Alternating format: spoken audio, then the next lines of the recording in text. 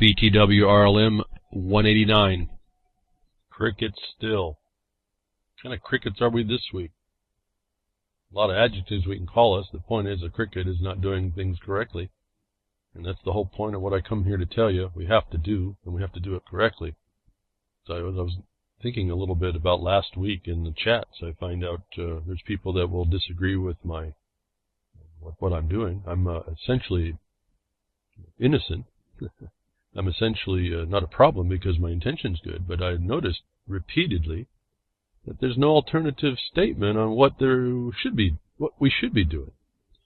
And there's also a definite lack of understanding of what I say, as I continually find.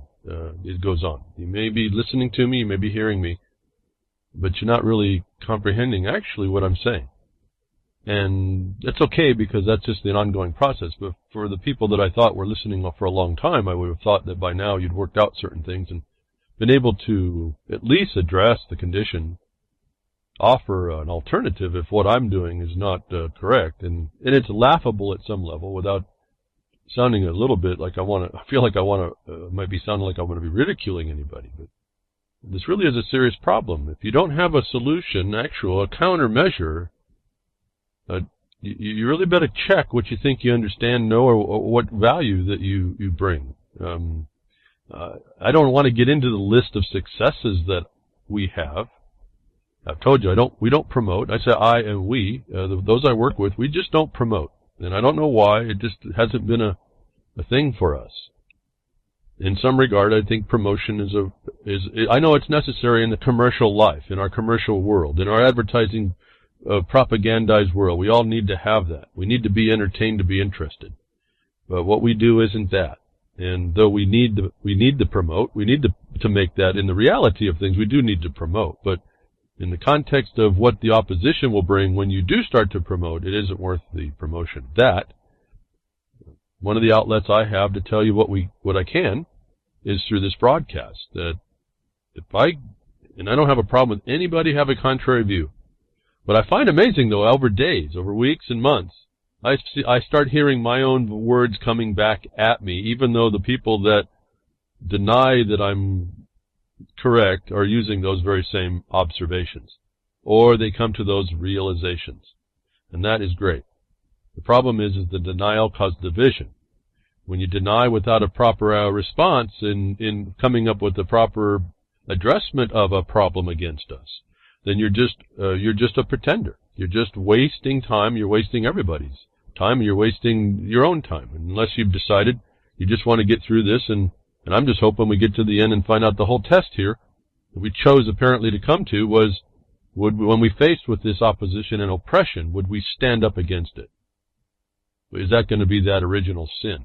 That through my time of doing things, however I've come here to understand it, however complex it may sound, forever lack of understanding it seems that you might be getting, from whatever it is I'm saying and not saying, the reality will be, what have we done to stop what we're complaining about? And when I bring part of my rationale, because it looks to me like we are really in a war. This is a war all over this world. I don't know what corner. There's not a corner here. That's the other idea. The corners of the earth. Where do those come from? That's a square in the circle kind of concept, and you better get into that as well if you're going to start looking at this. But what do you do about this oppression? Do you accept it? If you don't fight it, you're accepting it. If you're accepting it, what are you doing? Why? I'm asking you why. Why are you accepting it? Why don't you have a solution? If you don't agree with the way I'm going at it, and I'm innocent enough because my intention is good, I intend well, that's no different than saying that, he's not a criminal. The point is that the oppressor is still out there. And so I view this as a battlefield, and without ever having been in that, again, I've told you, I tried to get in the military for whatever reason early on 5 times. They wouldn't accept me, even though I had all the credentials to get in and just choose whatever I wanted. There was always a reason why they had not to actually let me in, and I don't know what that was all about, but it didn't ever happen. And so I didn't get the so-called benefit of training in war. But somehow being in this battle, this civil war we're in, this invisible, this transparent civil war, has given me insights that people tell me I've read books and utilized the principles in, which one book I have read, but I never really thought about utilizing the principles. At the time, I didn't know about this war. I just read the book, Sun Tzu, The Art of War. Didn't know anything about it. I just read it. Made sense, but it didn't make any applicable sense. I now find myself people telling me, well, this is what you're doing. Okay, oh, great. I see, yeah, you're right. I guess I'm doing it. I didn't know that that's where the source was, but somebody long time ago who was a very respected general identified these things that need to be done, that if I look at someone confirms to me that those are the things I'm doing, then by definition I must be fighting a war, whether I can actually readily attach it or not. And this is another way you define reality. The things that are being done is what you can use as a definition, which is also something that I don't see people being able to do. In other words, when you have the concept of it looks like a duck, quacks like a duck, squats like a duck, lays an egg like a duck, you pretty well can bet it's probably a duck. Unless it's a platypus imitating a duck. Now we might have a little bit of a problem. But what's the odds, folks? So, we do want to address a little bit. It comes up periodically and regularly. Regularly enough, I'm always trying to wonder, what am I doing? What am I saying? And how am I going to say something? I almost can't stop telling you. That would be probably as big a sin. It would stop my action to tell you what we do, to help anybody who's out there that does try to put this in practice. It would break even that tenuous little link that we have. That if you're going to say that what I'm doing or suggesting won't work, you better come up with an alternative. And if you aren't, I don't even know what your existence is about. Now, I understand completely the walking woundedness thing. That we have to get beyond. I've talked about that. In fact, we've got all kinds of that around in different ways. And some of the people that are working against you, those oppressors, throw those other parts of the walking wounded against the ones that are starting to get the handle of it. And they have all ways to beat down on you. It's almost like I look at it, if I look at the overall thing, the overall issue against us, we're never going to come out of this. Our nature won't allow us. We're easily duped, and we're easily waste away into our apathy. And it is more comfortable. You know, that steak does taste so good. And so we would rather do that and not do what we have to. It's not fun to live in the sewer and eat gruel and live in the dank, cold, tattered rag existence of reality. That was the actual reality you're working, because these other people have got control of the matrix by which you live, and you didn't figure out how to extricate yourself or call out those that would pull you in. We were in a discussion, I can't remember now where, and then in response to the thoughts of this, I can't remember what the thought was, but it occurred to me that when like last week, I talked to you and said, and I say this periodically, it's not a new information to you all. I've said this for years. Everything I've been telling you is anything I've learned. I haven't really done any new research except for the special stuff that we do now on the foundation of this. I haven't done any special new research on any of that. Well, that's the foundation from which I speak. This is decades ago. That we're treated, I tell you, we're treated like an animal. And the code's right there for you to read to do it. And the thing that's missed is that you're also treated as the undead. And I tell you about this, but you don't maybe understand that you need to put that right in front of you when you walk into a condition that's facing you, or a condition comes to you and imposes itself. You have to consider quickly which status are you being treated at. Under the law, you're either the undead or an animal to be husbanded, domesticated. Domestic law? Domestic abuse? What do you think they're saying there? So you quickly identify it and you keep moving. You don't let it overwhelm you like, oh, okay, now they're treating me as an animal. Well, they are treating you as an animal, but that doesn't mean that you are. And that's one of the contentions maybe that have been stated. There's a definition, but that doesn't mean I am. That's not listening to me. I'm saying that's how you're treated. So you don't certainly think I'm an animal or the undead. But the reality is that's what those people's authority is over, and they will pull you in. That's a felony. And if you don't say that and do other things, then then you missed it. You missed what I've been saying. You don't identify as what they call you, but I'm telling you that's what they call you. And if you don't understand that and you fight that, they're bigger than you anyway, but you'll lose. You'll just be considered incapable. You'll have no capacity. They will deem you to be that, and then for your benefit, they'll take care of you. And so you got to listen very carefully to what I'm saying. You have to understand and put it in practice what I'm saying. And for those of you that would say that maybe they don't agree with me, and that's fine not to agree, but I really don't have a problem with anybody disagreeing. When I'm looking at the world I look at, then if you're going to say you disagree with my method, whether or not I perceive you don't understand whatsoever what I'm saying, notwithstanding that, if you still have come to a conclusion that my methods are not correct, I want to hear your counter. I want to hear the alternative. I want to hear the thing that's working for you all, those that have an opinion contrary to my observations. Because I'm not so set. I've told you I've got categories of possibilities. I'm not so set that factual information and experience won't alter my observations as well. But I don't see anybody bringing those to me. And so at this point, I have to continue on my path, the path that I've laid the foundations for. And because what we do that I don't promote does work. And you hear me say them every once in a while. I get excited a little bit when something happens really good. I mention it, but I don't go on it. When you listen carefully that we have successes, don't underestimate how big those successes are because I don't go pounding the drum over them.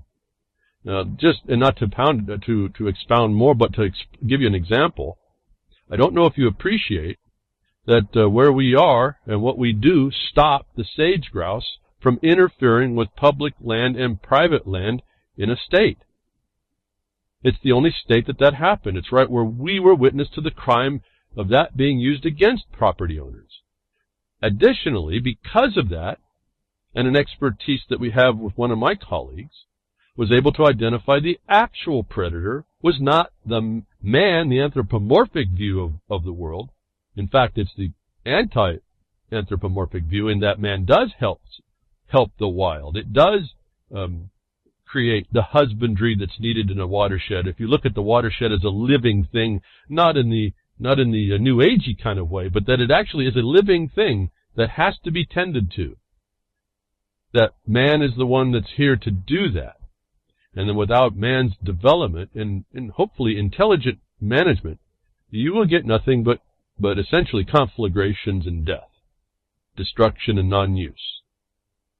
That we were able then to point out the science states that there's a predator against the sage grouse, and in the same state that also will not have property owners and public land ruled by the sage grouse, notwithstanding the fraud that is in the BLM side, the federal side, that they know about. I've told you all about this. There is now a target now on the predator bird that goes after the sage grouse, which decimates the sage grouse populations and increases their populations as any unchecked natural state would be. In other words, there's a problem in the food chain as well, which shows you this is not just a dog-eat-dog world. This is a thing-eat-thing world and the predatory world, and there has to be some checks and balances if you don't want it to go into just chaos, anarchy, just natural law. And so when I say that we stopped the sage grouse, I didn't promote it. I just want you to know, I don't know if you appreciate what that was that we did, that we do that stuff all the time. That I could go on list after list of things to give myself the medals on my chest on what we accomplished with what my methods are, whether they're recognized or not or fully understood, just that they're there, we're doing it. I could make that list, but then we're wasting time too. I start looking like I'm on an ego trip in a way, and then what is accomplished? Because what I'm doing is not going to be what you're doing.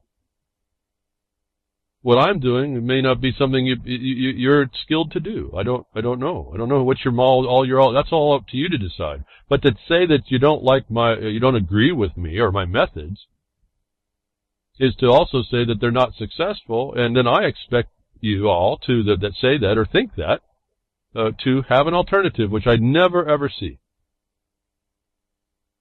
And I'm only saying all this because I want us to be more empowered. I want us to work together where we can, and if we can't, that's fine. Find your group that you can work with, but work together to do something that needs to be done. Find that wrong, you need to be made right. I'm here to tell you how when you go do that, how you will be received and what techniques you will need in order to overcome that. And it's not an instant success because you bring the law. These people are amoral at least and lawless again. So you figure that one out. You got a solution to that? I want to hear it. We just figured gentle, timely, real reason in objective basis, which I call the black and white, which you read that everyone can point to that says, oh, some authority has done this and this is how we're supposed to rule our life by it, because when it was made, it was solving a problem between us. That's what these laws are supposed to do. They're not supposed to be used as a club. And when they are, I've pointed out to you, they're a felony.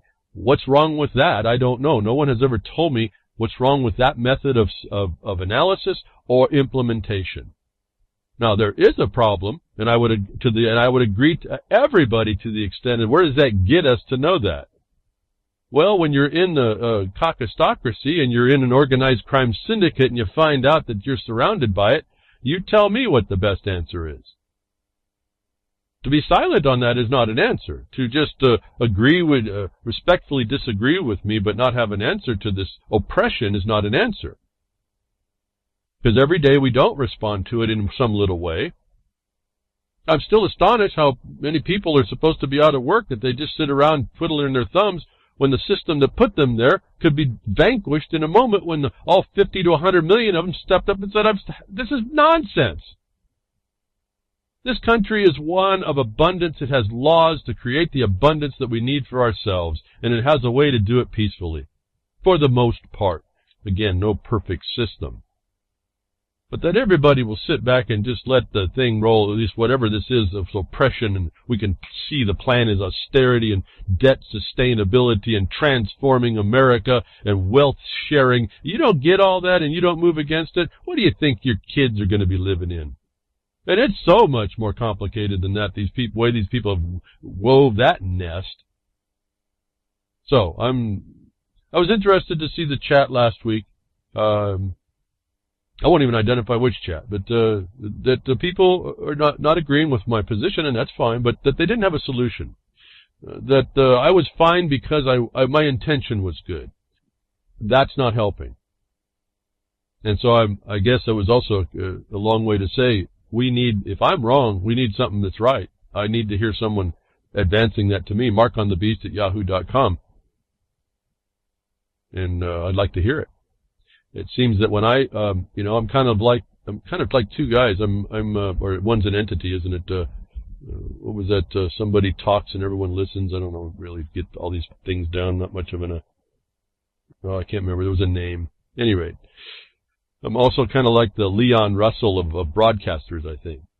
And R.I.P. to Leon Russell. Kind of underrated for all he was contributor to and what he did. Again, it's just people that you go through your life and have come through, musically in your life. You make times that you get to speak to you through their contact, their talent. Never knew the guy, never knew much about him. Just heard the songs all my life. He's gone.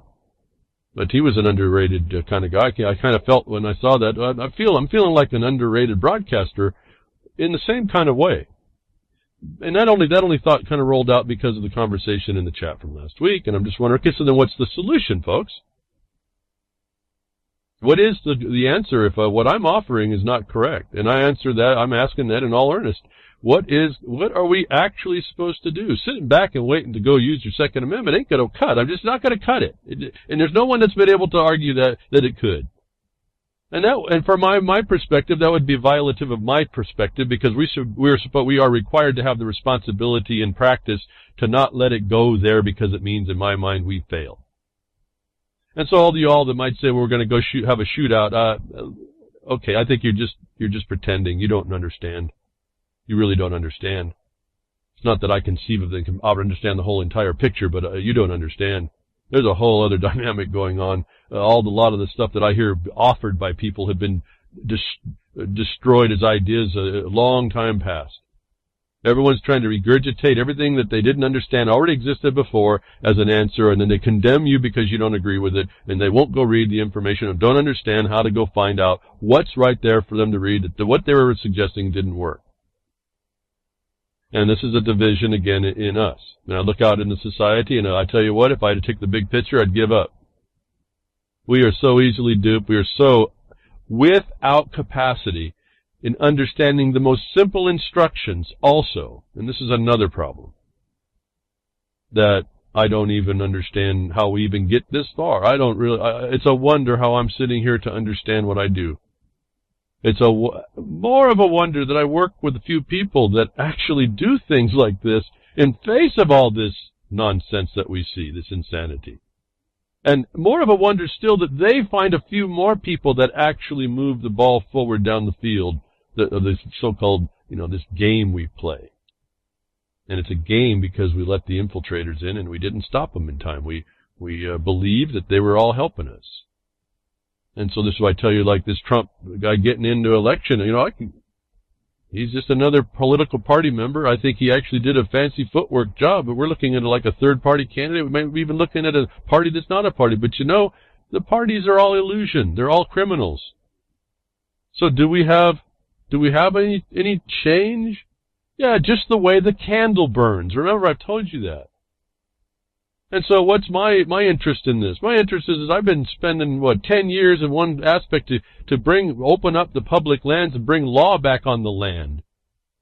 And we have a glimmer of hope because there's a chaos of transition right now, and someone's made some promises, and based on that little idea, we might be able to sneak back in and get the law be reinforced in a very small sector of our society. Happens to be the basis of our society, raw materials production.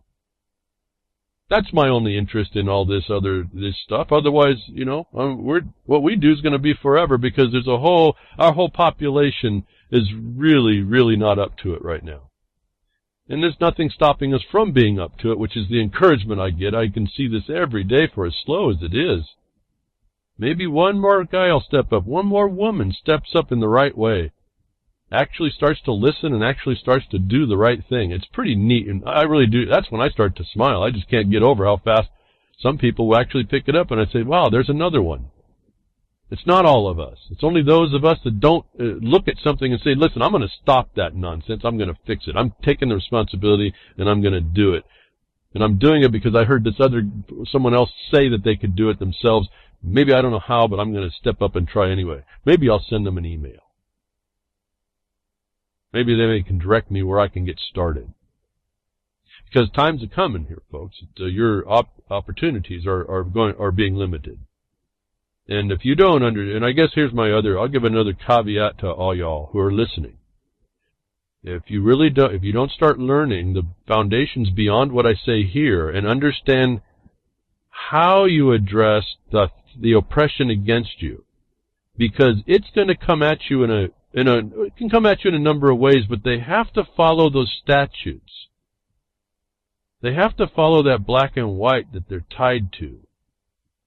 And they'll bring you into that if you know the language that brings you back out that they couldn't get, you've now shown the distinction and the authority. And as long as you can continue doing that, and this process gets refined and they learn, I told you they're the amoeba. You stick an obstacle in their way, even a pin, they'll go around the pin. You put two, they'll go between the pin. They'll find the outside of the pin. They'll still come at you. You have to be able to continually tack the place and stick the amoeba in a box that it can't move, and it's already in the black and white. That when you understand that, you can at least put a plausible defense against the attack. And if you're doing it really well, it turns that defense becomes an offense.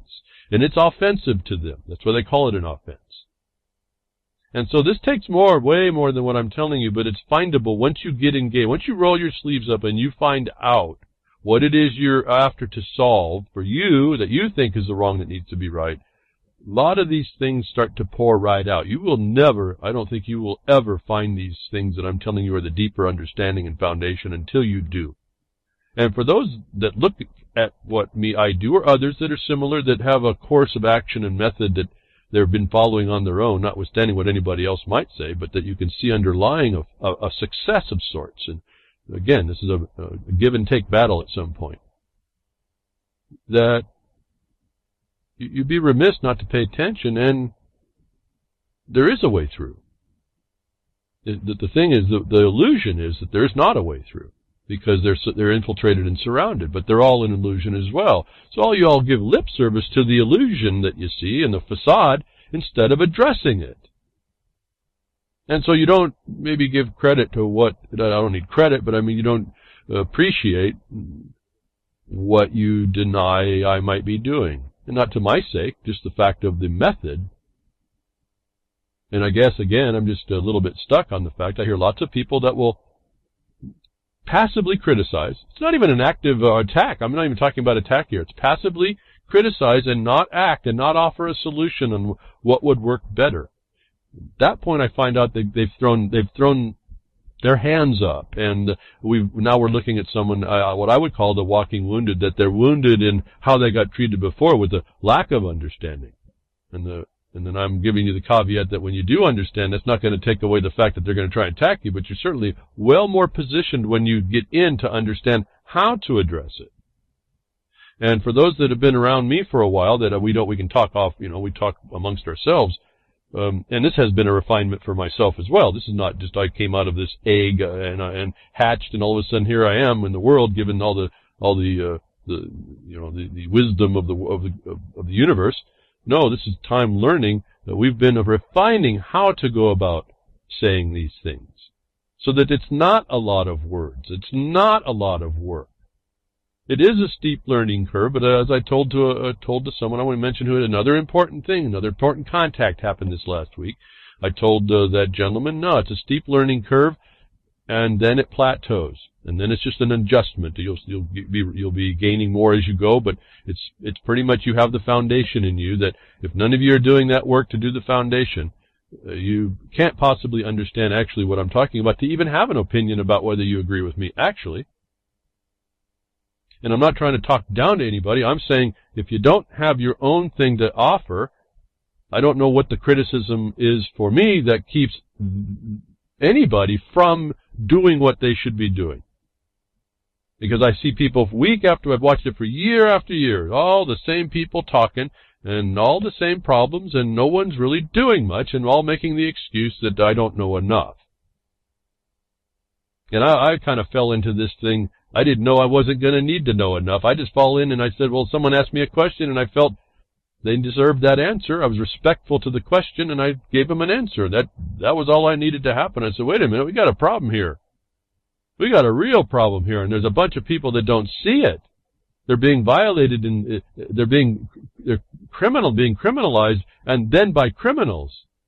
No one sees this. This is a decade ago, or more, actually more. Wow, time flies. It's a buzzing in my head. I don't know about anybody else hearing it, but so I'm so far down the road here. I haven't started on the tabs. I couldn't want to get over to the tabs, but again, this is really important because I'm noticing. Part of my disappointment is for all the time I'm talking, I see people disagreeing with me, but they don't have the solution. They also don't have an understanding, as I can see it. When they restate my information, it's wrong. So I know they don't have an understanding of it. They restate the same question over and over. They're not applying what I'm saying. They will not take the instruction either and faithfully execute that. And I only do that not to say you have to do this. I'm hoping you do it just so you start to see how you start doing something. It's a lesson for you, not a dictation to you about, oh, you have to. Well, I know you have to, but I'm saying it's not with the intent to tell you what to do. I'm saying, come over here. You got this problem you state, or you claim you think you see this problem. Let's look at it like this, and here's some tools that you might try for yourself. Now, that is a method to you all that I don't see how anybody could actually find fault with. And so this is another clue. I use other clues to tell me whether or not someone's talking to me really understands what's really going on. And I don't really have a judgment over it, because I also know that a lot of us don't understand. And I'm not saying I'm the know-it-all. I just know what I understand. I don't know what I don't understand. But what I understand, the way I see it and what we apply, has worked so much better over the time I've talked to you all the same people that are doubtful or don't work, that don't get anything done, that I'm just wondering who we are as a people. We are in some serious trouble as a society, is all I can tell you. Yet, we can move ourselves out. We can climb and claw and scratch out of the stinking abyss they've been making for us. Disagreeing with me, passively disagreeing with me without a counter is not going to get you climbing out of your stinking part of the stinking abyss, and therefore we'll never have your example if you have one. And so the only example is we all sit in the stinking abyss and have it get deeper as we slip into it. Now I'm going to try and get us from here over to where I was starting out and trying to continue this saga. One of the big things they're going after is they have control of your finances in your life. And keep saying, I don't have the answer on how all that works out, but we have to have that alternative money, real money, specie. You need to look all this stuff up to see there's a distinction, how to understand it. That the notice is coming, folks. It's not a joke. Everyone, it can't happen here. And they don't realize it probably already has. It's just a matter, it doesn't fold out. They don't want to, as I say, they don't tick off the natives, folks. And the natives of America are not the folks they want to do that to, because then they do blow out the chaos. It's easy for them to do what you see the protesters. It's not so easy when mass chaos goes on, that they really have to pay attention. But your finances are controlled by these privateers in the world, and at some point we're going to have to really come to terms with that, or it's going to come to terms with us. It's no joke. They're going to put on you sustainable debt. In fact, if you look at, there was a video that went through Bernie Sanders talking about Trump, and Bernie Sanders' opening words in the video were, and I won't have this link. Someone's going to have to track it down. I won't even have the link in the broadcaster. Didn't think to grab it, but because it's so fleeting a statement, I didn't want to have to discuss it all. He says his opening comment was transforming America. And then he says the people that are following him are going to take claim to assist Trump to transform America. So what did I do, folks? You've listened to me. What would you do when someone said that their intention was to transform America? Where would you go to the proof to see what that's going to mean? I've talked about it. I have the links on the blogcaster. I went to the website of the UN that says Transforming America, Sustainable Development. And you go pouring through that really quickly, like I read through a lot of it the other a year ago. I don't know how long ago it's been. And there you see, that's what I said before, didn't I? Debt sustainability, wealth sharing, and a whole lot of other no good things. Set up in the same way that they do human rights. Says, you got to have all these rights, but it's going to be conditioned by the state. That if you're into sustainable debt condition globally, at some point it's coming home to roost for you, and the way they got to do that is control the medium with which you are going to be utilizing. So that unless you have permission from the beast, you will not be able to trade or purchase. And I can tell you, when I hear that, my mind just went, okay, don't forget to tell them about the grants and the grantings, because those are not commerce. All right, so I just said it. One of the options out. But war on cash intensifies. Citibank to stop accepting cash at some branches. Now understand, Citibank, most of you might have said, whoa, America, it's here. No, but this is Citibank going to happen. It's in Australia. So this is a global system. They're going down in Australia. Less than a week after India's surprise move to scrap its highest denomination cash notes, another front in the war on cash has intensified down under in Australia. So they just entered and told you another country that's destroyed. They went through and said their highest denomination bills in India are now outlawed. They have a certain time to get them traded out, and then that's it. Yesterday, banking giant UBS proposed that eliminating Australia's $150 bills would be good for the economy and good for banks. Parenthetically in this article, how convenient that a bank would propose something that's good for banks. Well, haven't we seen that since 2009 in the United States? This isn't the first time that the financial establishments have pushed for a cashless society in Australia or anywhere else. In September 2015, Australian bank Westpac published its cash-free report suggesting that the country would become cashless by 2022. I'll read no more. It's here, folks. It's a cashless society we were told about when I was young was coming, is on the doorstep. You are because you're not making an alternative or making it so that whatever they do is inert to you, are going to be controlled by this in ways I don't even know if we can appreciate quite yet. It leads us all the way into where we'll each get our EBT card because nobody's working. I don't know if you noticed, they've come up, they're actually making 3D printed motor vehicles now. That means all y'all that are working in that industry, you think you're going to keep those factories over there in Kentucky, they ain't going to need you. And where are you going to get your money? I've asked this before. When are you going to get your money? Well, this is what this welfare program of guaranteed income is, and this is going to be where they give you all your credits based in demerit systems. And you're going to have to manage what little bit they give you, and they're going to have to balance it between what keeps you warm and what keeps you warm on the inside, the food you eat, what keeps you warm on the outside against the elements. All based in international code subjugation. So, it's coming, folks. This is, I don't know what else to say. You're all looking at it. We're all looking at this. The prairie dogs are all staring at the eagle. And yet I wonder why we don't move and organize, and I don't mean organize to protest. I'm talking about organize into an independent action. Not everyone. Lots of people say, "Oh, well, if you do this and this and this, you get beat down." Well, that might be, but if, again, as I told you, when you constrain their authority by their own black and white, and you use something that's just outside that they can't really mess with, then maybe you're going to make yourself that narrow path that we're told to stay on. And you'll make it through the valley of the shadow of death, where we shall not fear.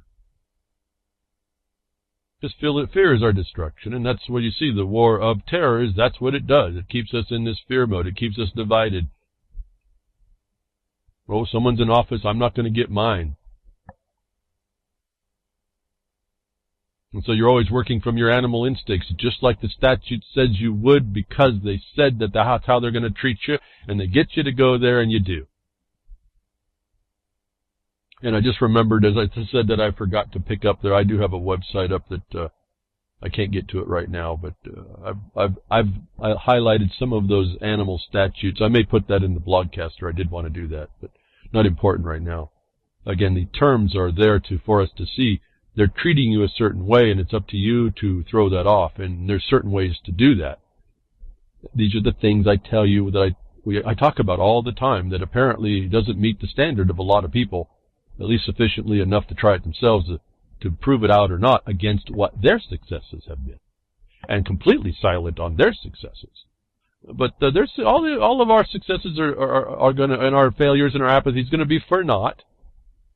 Our opinions are absolutely useless here against this move to put you into blockchain. I'll just say blockchain registration, from what it looks like it's coming to.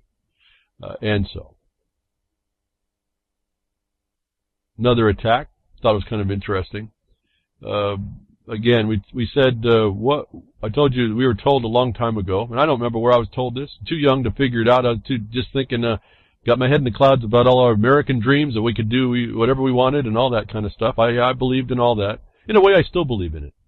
But it's not. It won't happen with the governmental oppression and the oppressors that are in government to make that neutral facility non-neutral. That's really what I see that as. And when you have a county making enforcement officers to use as a club that have the power with administrative bureaucrat power to steal your property through imposition of forcing you association with an attorney to go defend against their attack on you because they claim that you had some code violation and it's all administrative, then you realize you're not under law. And you realize you have no protection. Under administrative law, they don't look at property. And so you're going to lose right out the gate unless you start thinking about what I'm telling you about all this and respond to it. And so that's a fake thing that they tell you that you accept, and no one understands how to fight it, but they also don't understand that it's sitting in a system that was there to plan that for them, and so that the remedy doesn't really exist, and they don't talk about how, no one understands how to argue that one out. I mentioned a real quick little point. I don't know if people appreciate hearing this stuff. I said, well, if you're sitting in a commerce, what about grants? I'm talking about the same answer here. Well, when you go against code enforcement, where was the state's authority to issue bureaucratic imposition on a grant? What grant am I talking about? The disposal of your land to you, to the first patentee, as you should be making a record of your status as an assignee.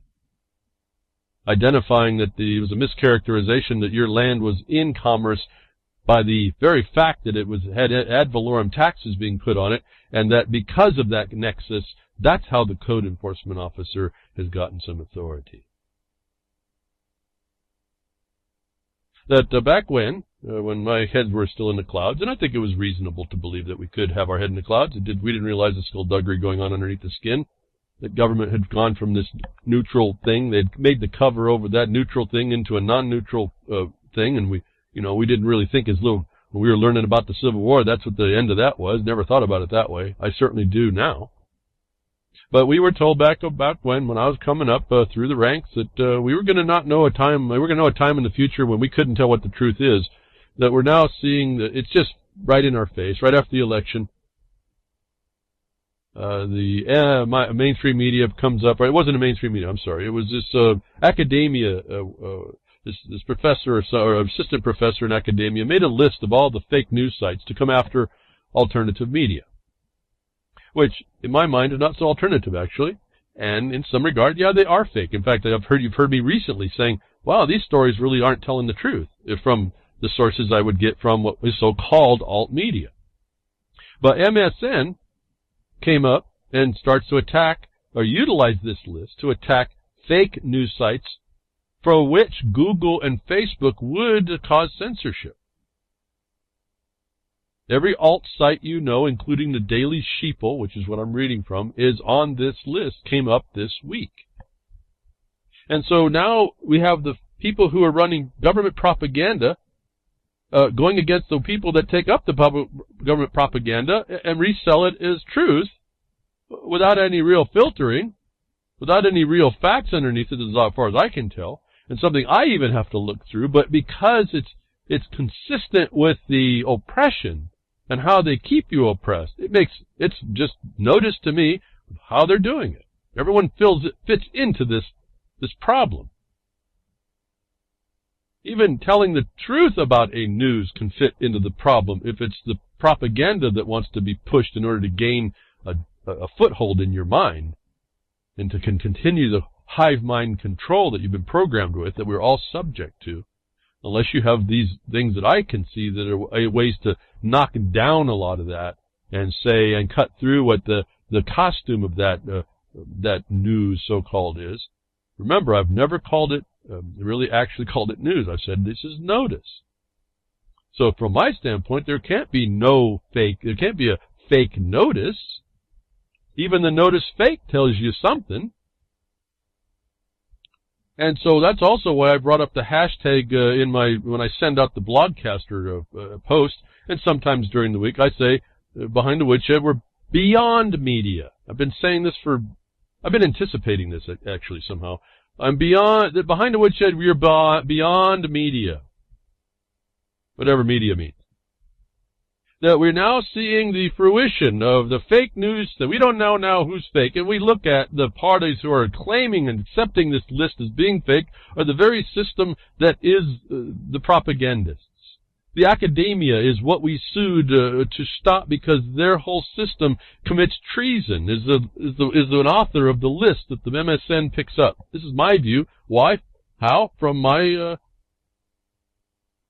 understanding that there's a Jefferson Mining District has a default judgment on this very point in its case, in its injunction, that I'm a party to. So for me, it's like I'm so far beyond opinion and it doesn't mean that I'm perfect. It doesn't mean that I'm even understanding how to find so-called fake. But when I look at everything as a notice of something and try to make sense of what that notice tells me, for myself, it's a lot less emotional for sure. I may not like what I see, but it doesn't mean that I need to get part and parcel with it either. That now your alt news is now being told that it's fake, and MSN is now propping itself up as being those that it is not. And my question last night was, why is the answer to mainstream media deceived its viewers and our sinister interest tools that alt-right media is fake news?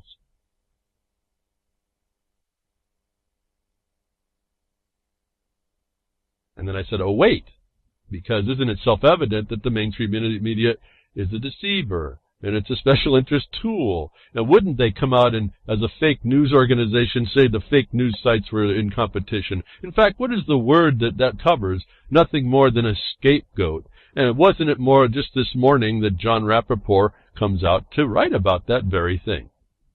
MSM needs a scapegoat. Now, interestingly, now give credit to the existence of alt news, but they just call them fake.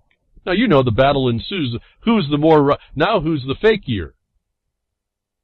So it's kind of a big joke at some level, but I find an interesting psyop moving on here.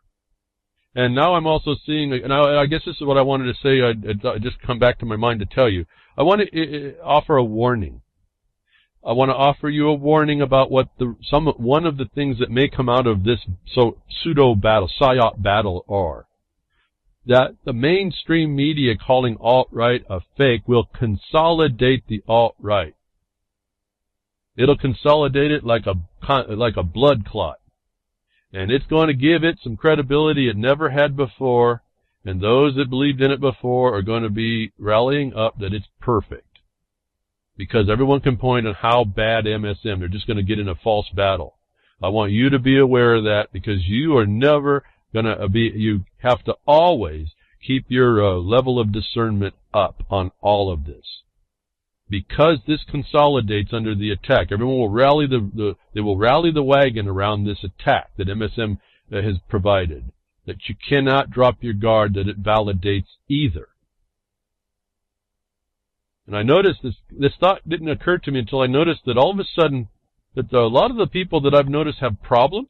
The little things I find are not actually right in some of these well-known, and I'm not talking about who they are. I don't have a clue who these people are. I'm not saying that they're bad people. But what their content isn't actually maybe sufficient or enough or incomprehensive enough, or it misses the point. You hear me periodically talk about it. I don't want to make a big promotion of that. They're all consolidating up, supporting each other. It doesn't make them righter. And I want you to be aware of that little thing going on. Real Liberty Media's credit, I think, by default, I would say that legitimizes Real Liberty Media, because it's not on the list and it was not being attacked. And then it would be folly for them to attack behind the woodshed, because I'm Beyond Media. So we would know they're the real liars if that happens. And so just to let you know, there hasn't been any fault that we were made on a list to even be part of that fight. Although there's an inkling that says, oh, we should get in the fight. We should be put on that list. Let's make ourselves known. I get that part. But in actuality, I think this is a part of the ongoing psyop to just diminish everybody, to continue the infighting, and to keep us from being able to discern what is really what we need to know for what we need to do. And it's not jumping into the consolidation, the secondary blood clot in the heart of society, in the vein of society called alt media. And that's not to diminish anybody who is in alt media that's telling the truth and with good intention and really doing a good job. I'm saying be careful of what we all might have jumped into as it was prepared for us. And those that subtly watching what I've done, not that I'm all perfect about it, but you've been watching me making these hesitations here and there. Like I said a long while back, I'm Beyond Media. It wasn't because I'm all arrogant. I'm saying if you get too involved with this, you're going to get sucked in. And then we may lose our objectivity. And that's I think, one of the main killers for us. This will not stop us from having to do our own research, and it's going to make it maybe even more difficult. But it did answer why I'm starting to see why more so-called alt media sites, most of which I saw on the list, are not giving us actual good reporting. And I don't know why all of a sudden that just happened. Before, you could kind of rely on the reporting was pretty neutral. Yeah, it was a pickup of another story somehow, and some people added some tech context to it. As I told you, I can go just to the titles of this. In some part, that research is irrelevant to the point I'm trying to make for y'all, which is the notice it's bringing to you. But then I'm reading now recently, I'm noticing even so-called alt-right, who were fairly decent in producing information, are really something I'm having trouble with. And it's almost slowed me down to wonder now what I may have to rethink how I do what I do, because I don't know, I don't want to be bringing people a bunch of information and they actually read it. When you finally go to the Blogcaster and finally click on the link, you start reading, you think that's real. But I don't tell you necessarily everything I'm telling you, and I'm just showing you that it's there. Now, what do I see on the Twitters? I guess you have to say that you don't necessarily agree with something because you retweeted it. When did that rule happen?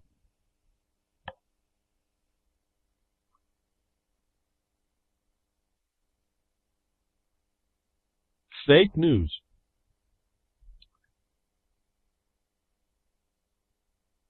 Which is the non-fake news, folks? And how do you know? You know, in actuality, we really don't know anything.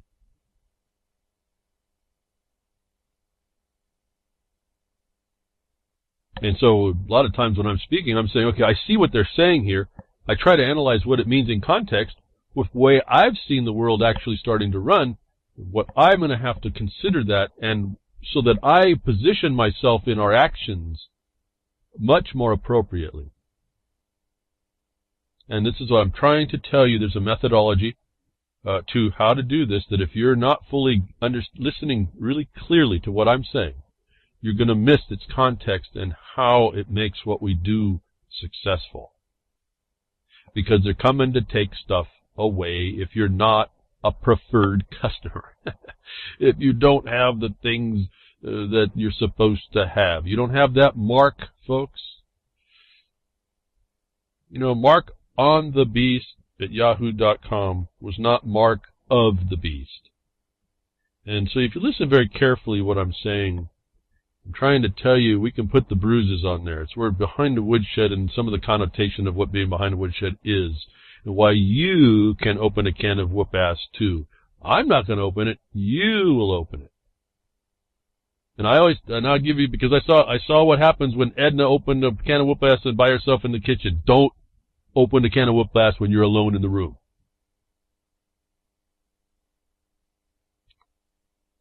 But they're taking things away if you don't have the proper view. Google and Facebook are now having trouble. Who are they going to define as fake news when they all seem to be somewhat fake? And really, you're just talking about the imposition upon a First Amendment right, which now you know the academia assistant professor could care less about. That's what your college students are learning. You see, there's a bigger and bigger pool to talk about if we wanted to, and I could go off on it, and I could be telling you all about this stuff, but for my sake, when I tell you that should be enough, we can move on, and I'll move on to another subject matter to get you to be looking in the right direction about what's coming, so you can prepare yourself as this thing comes on, so that you are off the tracks of when this train comes through.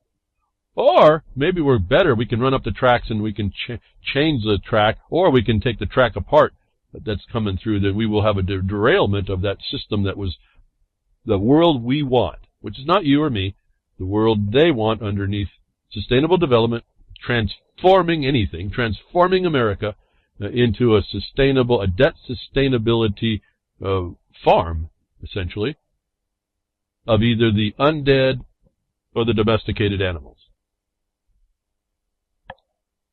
And when I tell you this stuff and talk to you, they tell you this, the codes are out there for all this. They're long before any of us were, long before even Ron Paul, all these so-called political movements that happened since the internet. They're long before that this has all been put in place, which is, in a way, a scary thought. But if you're not connected up and you don't do it just the way you said and you don't give up what you're told to give up, this may happen to you in the near future. Besides going cashless, mobile phone numbers without fingerprint records to disconnect from today. What I liked about that title is there was no place. I'm saying that one day that will happen anywhere. But this, in fact, is the notice, the telegraphing of what can happen in a place like Riyadh. The Communications and Information Technology Commission announced on Wednesday that mobile phone numbers without fingerprint registration would be disconnected as of Thursday. But this is an old story, so they've already had all that happen. You don't give up your biometrics, they're going to steal your phone. And did you miss the point, folks? Are you missing or are you following this? Did something click in your mind, or did you miss it in the very first 4 or 5 words I said? The Communications and Information Technology Commission announced. Doesn't that say that your phone is in commerce? And if you didn't know that, why? And so, we have to find something that's an alternative if you don't want to be subject to this. I don't have all the answers for that. I know we're pretty bright. I think we're pretty creative. At the level of the animal, we're pretty creative monkeys. And I think we can rise above, but it's going to take people to do that. I don't have my faith and trust in lots of things and alternatives, but it's what we have right now that as we're working through this problem. So it's globally, we're seeing the globalism. We're seeing how they're going to go about controlling all your lives, and I'm saying most of you will succumb. And there may not be much of a way to escape it. We're told there is no escape, but I think, as I told you before, if you know the number of the name, you have an out. And I say, well, if I got someone's number, I understand it enough to be able to be standing just beside the train track when it comes rolling down the track.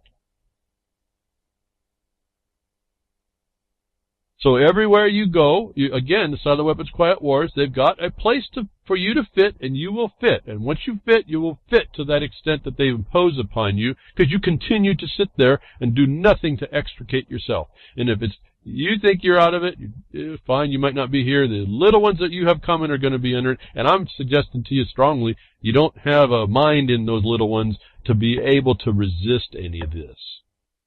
And if we don't get the momentum going in the proper direction, get the memory of what we were supposed to have, and get it working, applying in the world right now as a memory to be done, not to be thought about, they have no chance. I've heard someone in the chat room a couple weeks ago said they always throw this thing out.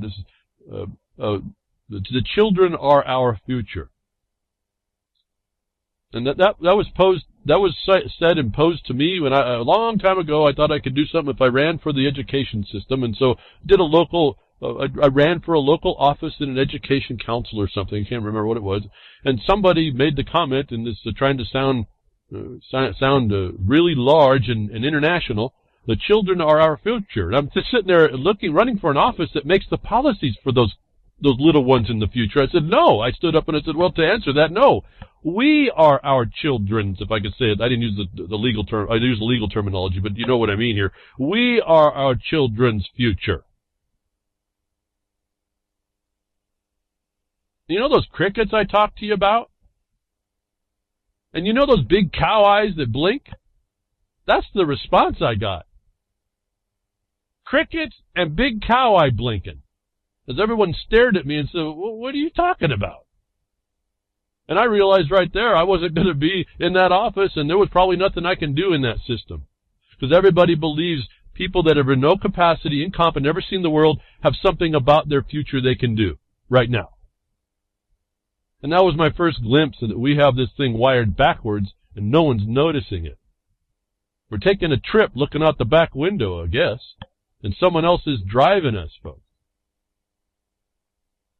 So we have you're looking the wrong way. The back doors are everywhere. We're all looking the wrong way except for the place we have to look for, and we keep utilizing what they give us. So wanted to give you this warning. Secure boot snafu. Microsoft leaks backdoor key. Firmware flung wide open. Fascinating what we don't know about that happens. The company said, quote, the jailbreak technique described in the researcher's report on August 10th does not apply to desktop or enterprise CPs It requires physical access and administrative rights to ARM and RT devices and does not compromise encryption protections. That's Microsoft's response. So it does apply to certain things, and those happen to be the very things they're going to hand you in the future if you don't understand that they've been saying that the desktop PC is really not their target, and those are diminishing. I don't know. I can't really cotton a laptop. They've never functioned for me very well. I kind of like the big old bulky, archaic-looking PC. But the point is, the world's going to a small place.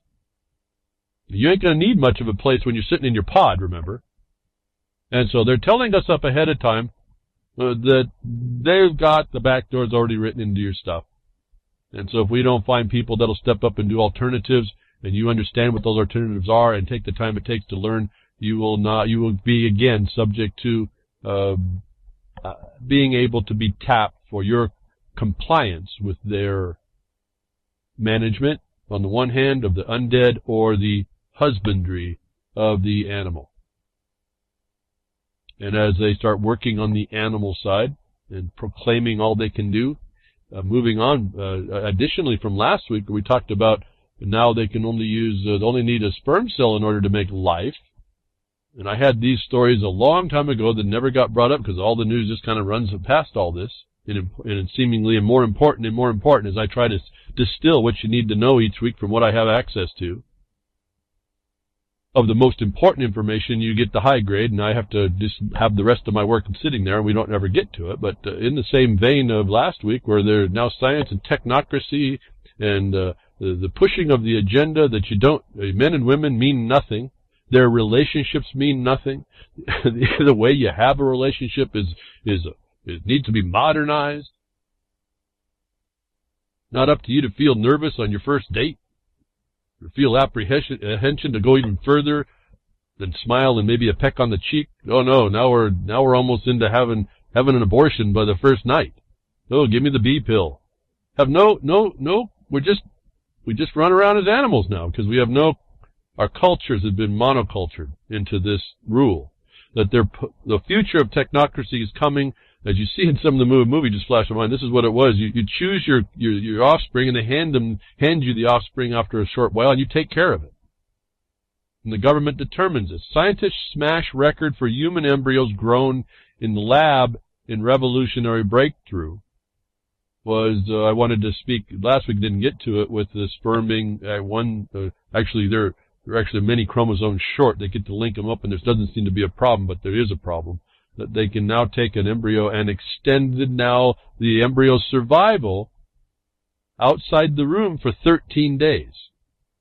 So this doesn't sound like much, but they've doubled or tripled the viability of an embryo they create, they manipulate, to be able to survive outside of the womb, which is now, again, tie your technocratic eugenics programs together. And the scientists have been paid all along to be doing this. Even though the ethicists will tell you that this is not supposed to be happening, this has been a freight train running the whole time. So they're getting the ability to build people outside the womb. They don't need women. They didn't need women last week in last week's story. They don't need women this time. Now, what they've shown this week, they have embryos. So they need a woman to have that embryo at least, but last week they showed you they're going to even move beyond that. For all the feminists that are out there that would just saying, wow, women hear me roar, we don't need men. Technocrats don't care. You're an animal. You're an animal to be manipulated to a cause that they've figured out they need that you will fulfill. Netherlands to grow human embryos for research. Now we have the Dutch government will allow the labs to grow human embryos to be used for research in a limited number of fields, it announced on Friday. Again, this is old news, but it all ties together, and again, it ties around, and it keeps binding us up in the notice that this is going on while we sit around and deny. And don't really care, it's not going to matter, we'll grow pygmies, who cares, they'll bring me my beer.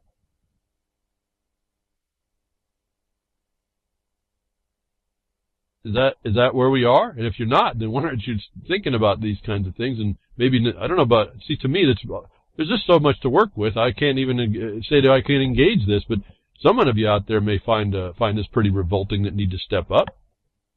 That's what the 50 million to 100 million people that are out of work right now should be doing right now. That just, I can't, in a way, it kind of disgusts me to watch a bunch of people accept this nonsense. As Ron Stephen was talking on Sunday, and it'll be Thursday again, it's right before me, but on Sunday, you're going to stand around and watch this stuff happen? You got the pedophilia going on, you're not going to protect your little ones? They're making laws to make this acceptable. They're making, I told you they were dropping the rate of consent. They were going to get it eliminated for these, well, we call them pedophiles, but there's something other about it. It's not that either. And this, as I told you, I was doing it's what got me rolled up, the final time, that it got me rolled up, when I was doing that documentary against pedophilia in the court system and that whole child services. It was like adult services, is what I found out. And right near the time when I had my documentary done, I got picked up, and they put me in solitary for the time that they held me. And when I got back out, that whole project disappeared. It was only down to a scrap of paper that I remembered was put underneath some desk cover that proved that project existed when I got out. And when I see the Podesta files, though I thought it happened, and I couldn't see how could something be so integrated that they could get rid of every evidence other than that scrap of paper.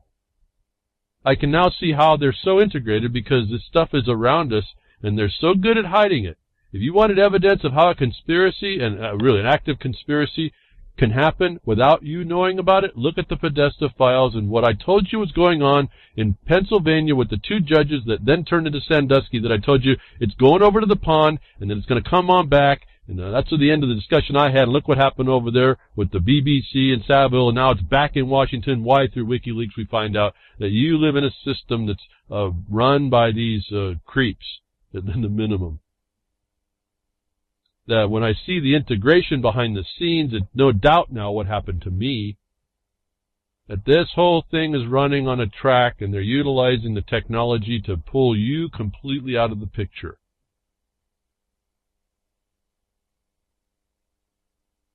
I want to read more on that. Here it is. But here's an interesting little story. I thought just in the same time all this stuff came along, a flash of light occurs at the moment of conception. My mind started to run wild a little bit about actually, can you prove you're real or can you prove you're made in a lab? I want to see my photograph of the light that happened at conception, not the manipulation. Maybe this is going to be the future test. Scientists have discovered that a breathtaking flash of light occurs at the moment of conception. For the first time, researchers at Northwestern University have demonstrated that when a human sperm first meets an egg, a bright zinc spark can be seen not only as a remarkable phenomenon, but also as one that might be a game changer for in vitro fertilization. And that was another game they got going. But let me just stay right there, the remarkable thing, a flash of light through a zinc spark. Think about this in the terms of energy, folks. Think about life in the terms of energy. Think about the marvel about actually identifying that and what it took to get there to see this, that we haven't seen it before. But there's literally a spark of light. Even though we can reduce it to our mentality of it's just a chemical, it's just a mineral exchange. Did you know zinc can throw a spark off just by combining? We are in a universe of creation that's not understood by us, that the little things just really stand out. And I don't know why I didn't bring this up before, because to me, I can get lost in this kind of stuff, actually. I'd certainly rather get lost in this stuff than what we hear, what I kind of talk about we need to protect against and having the oppressor in our world. There's no need for it, so I don't know why we keep accepting it. I guess that's another problem I have, but I don't know. That's not for me to decide. I'm not the only one I can't resolve that on my own. Neither can any one of us, I don't think. And although, miracles can happen, I suppose someone could stand up. My problem is right now, that one will literally be the Antichrist with the way I can see things happening. The timeline's not quite fulfilled, but wow, wouldn't that be an interesting fulfillment? I can't trust even the guy who has a guy or woman that would have the answer to all this nonsense. That's what's supposed to happen, and the one we're not supposed to be looking at. And aren't we talking about that all the time? But we have to be able to conceive and see the transparent, see what's a harm right in our face that doesn't look like it. We have to be able to see through the transparency of the facade to identify it, and then what does that mean? And we're told what that means. I'm not going to go further. That's up for you all to figure out. And we're doing the light work right now. I'm trying to get you to understand how to do the light work, because there comes a test, a bigger foe. And all the elements are here to do. The concentrated evil in the world has yet to rear its ugly head. We're seeing the stuff has fallen off of this beast that's coming, preceding it like a bow wave. Now, you could put that in a biblical context. You could put that in, New Age context. You can put any context you want. The reality is, it's on the doorstep. If it's, Genghis Khan is right coming up the steps. This flash of light provides valuable information about the health of the eggs. The brighter the flash, the more viable energy, and thus the better option for in vitro fertilization, which has a high failure rate. So cool, they worked out a tool, they can see it. My view on this is, isn't that fantastic? Isn't that amazing? They've never seen this flash of light before. They have it now. There's a dynamic going on that hadn't been conceived of before. I guess that's a neat pun, huh? That are just kind of cool. What does it really all mean? I don't know, but I just find it fascinating, all the stuff that's going on that's been going on in people and around in nature and the universe forever, that we're the monkey that we are, just barely starts to find this stuff out, and all of a sudden we get to use it as some kind of a power in the universe. They call it, the zinc mineral radiates at the time. Did you know that zinc was that important, folks? So if you're zinc deficient, or your body cannot handle zinc, or it can't replace it someplace, or it can be not focused somewhere, do you think that they can affect this whole process? Maybe, as I think of it, that's the problem with the reason why in vitro fertilization is required. One or both of the parties that want to have a baby, conceive it all, has the deficiency or a mechanism that blocks it. What could that come from, maybe?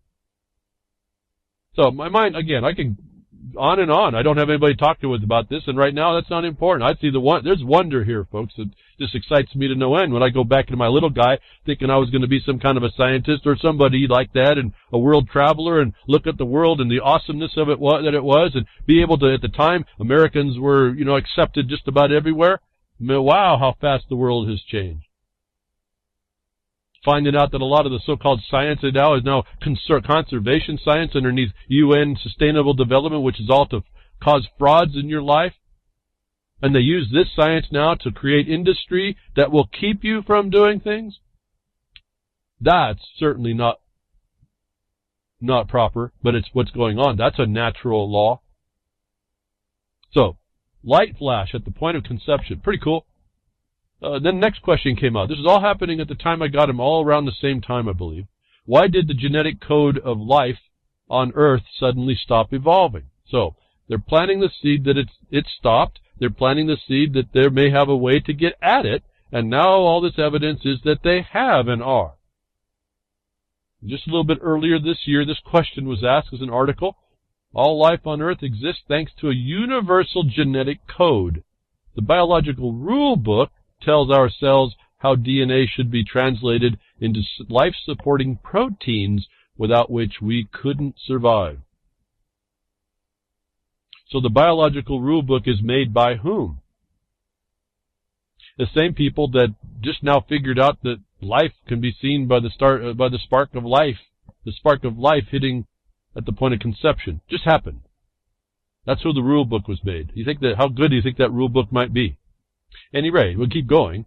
Even though the genetic code commands a similarly immeasurable number of organisms, it also binds us all together as descendants of a shared ancestry. Is that proven, folks?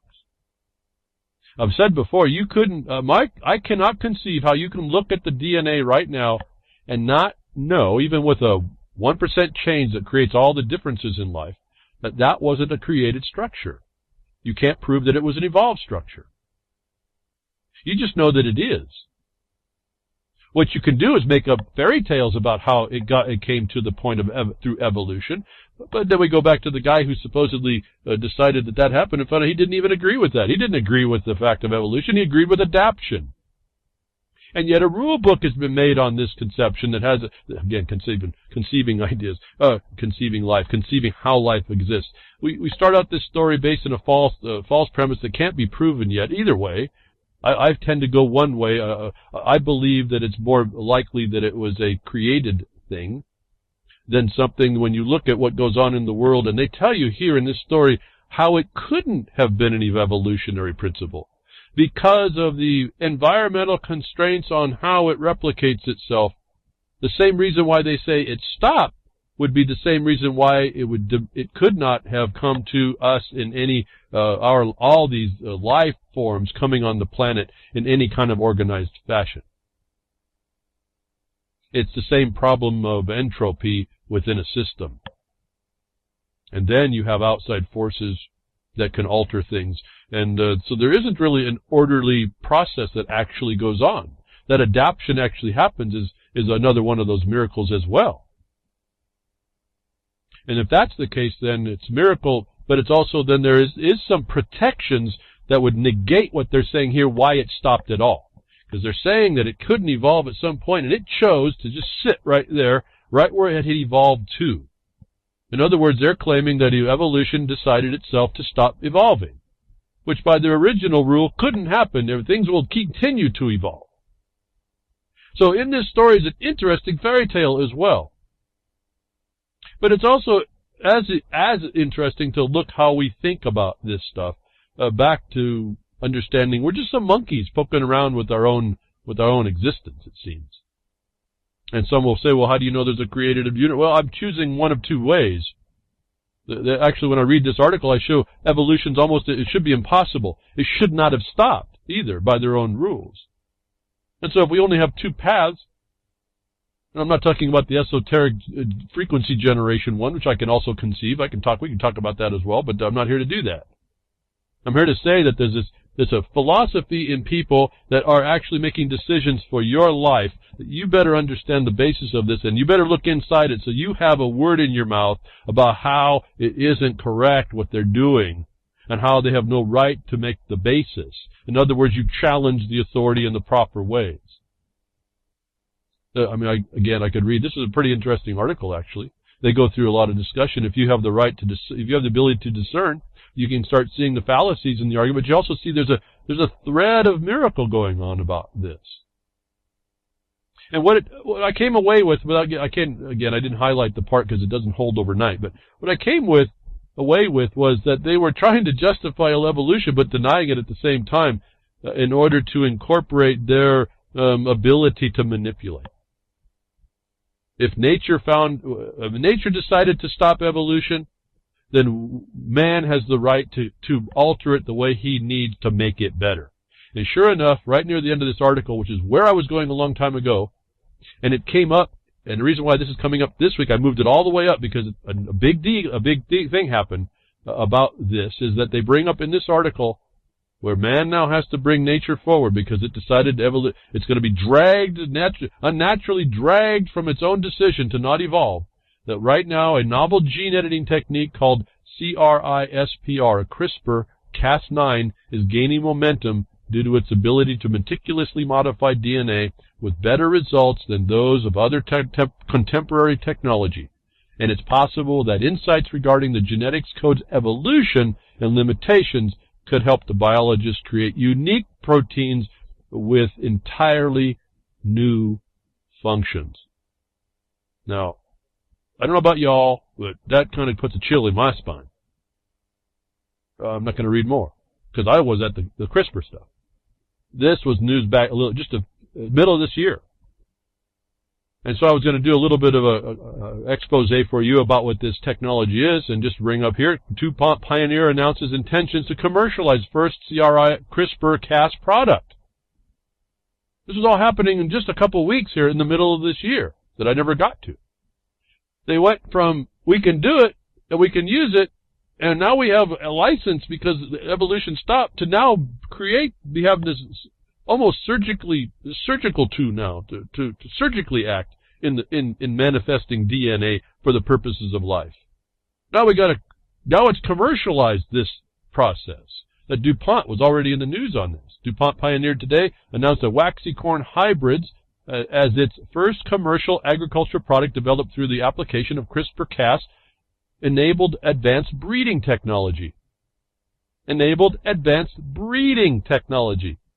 next generation of elite waxy corn hybrids is expected to be available to U.S. growers within 5 years pending field trials and regulatory review. You understand they're going beyond what they consider GMO now. You see how the GMO laws are going to fail. They're set up to do that. These people had technology to go around all that. We're applying our 90 years of knowledge of corn biology to develop the next generation of high-quality corn hybrids. You understand what I was telling you about my grandfather showing me, and he was a designer of food.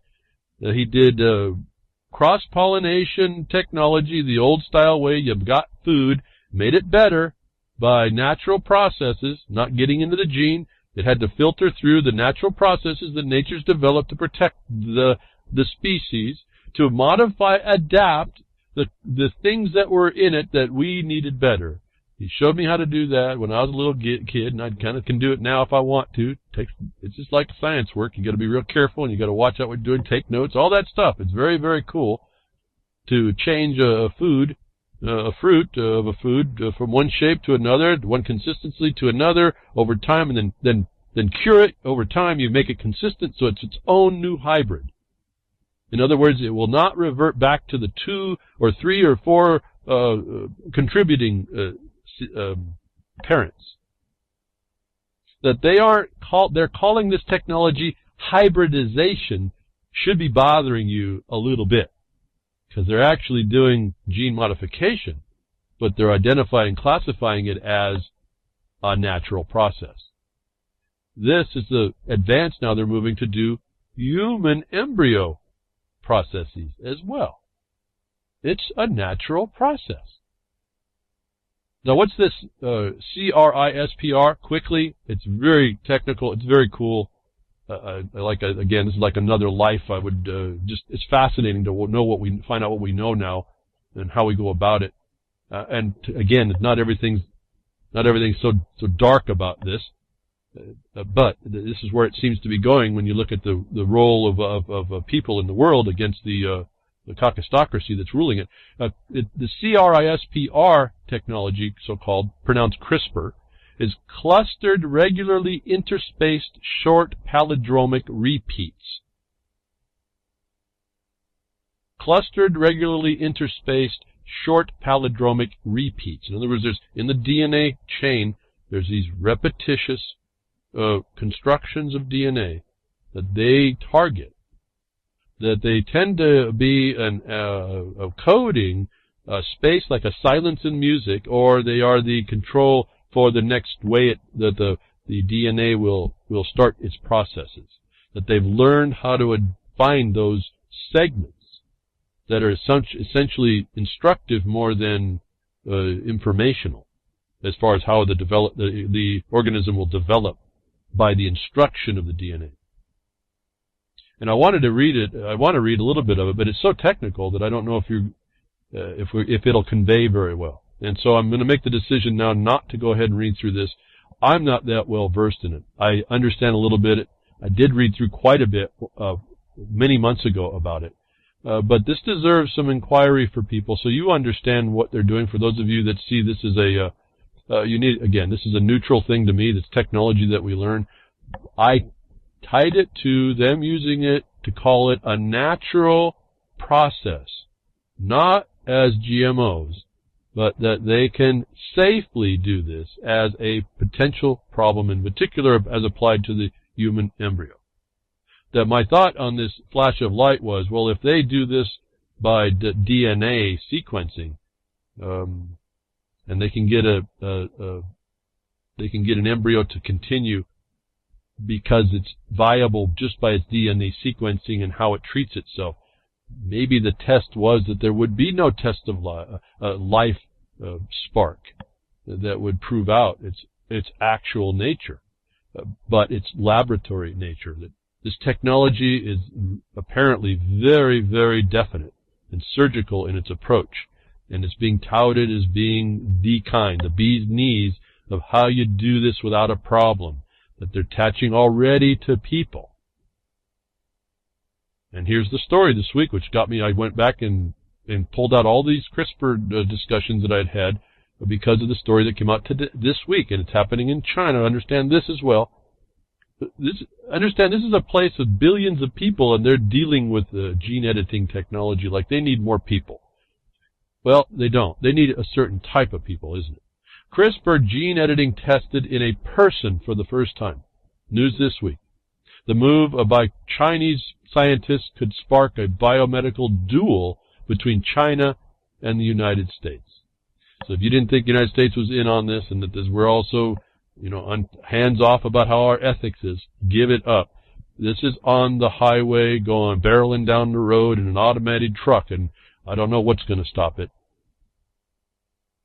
When you attach it to the eugenics purpose and the limiting the people in the world to certain jobs that you're going to be told that you do because your performance is right, and you've got they've got your number essentially from the beginnings of your existence by the instructions they put in it till the end of your life, which is probably predictable at that point for the most part. You're seeing the future that the technocrats have planned and are accomplishing.